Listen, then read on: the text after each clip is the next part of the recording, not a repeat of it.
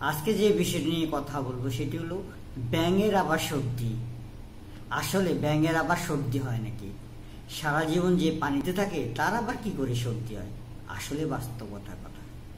ধরুন অফিসার কিংবা ক্লিনার যেই কাজ করুন না কেন, সে কিন্তু কর্মচারী, চাকর, সে বড় লেভেলে হোক আর ছোট লেভেলে হোক।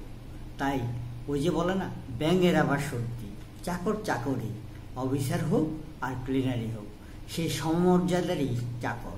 কেউ একটু বড় চাকর, কেউ একটু ছোট চাকর, সবাই কিন্তু আসলে সে জিএম বলেন আর ওই লেবার বলেন, সবাই কিন্তু একই চাকরের অধীনস্থ। কারণ মালিকের অধীনস্থ সবাই কর্মচারী। সেজন্যই বলে ব্যাঙের আবার সর্দি।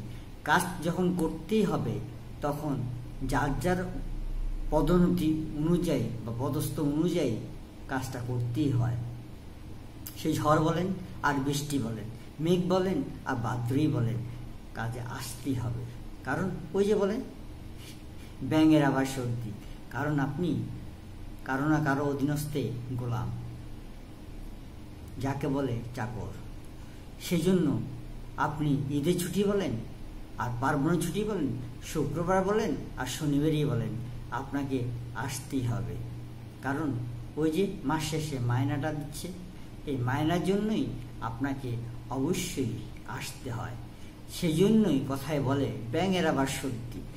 চাকর যখন, আসতে তো আপনাকে হবে। কারণ নইলে মাস শেষে মায়নাটা কীভাবে পাবেন? সেই সিকিউরিটি বলেন, অফিসার বলেন, ক্লিনার বলেন আর যাই বলেন, কেউ না কেউ কারো অধীনস্থেই চাকর। সে চাকর বড় চাকর, ছোট চাকর, আর যেই চাকরই বলেন না কেন, কথাটা সেরকমই দাঁড়ায়, ব্যাঙের আবার সর্দি। তাই সবাই সব অবস্থান থেকে যার যার কর্মটা করে যান। আজ এ পর্যন্ত, পরবর্তীতে আবার দেখা হবে।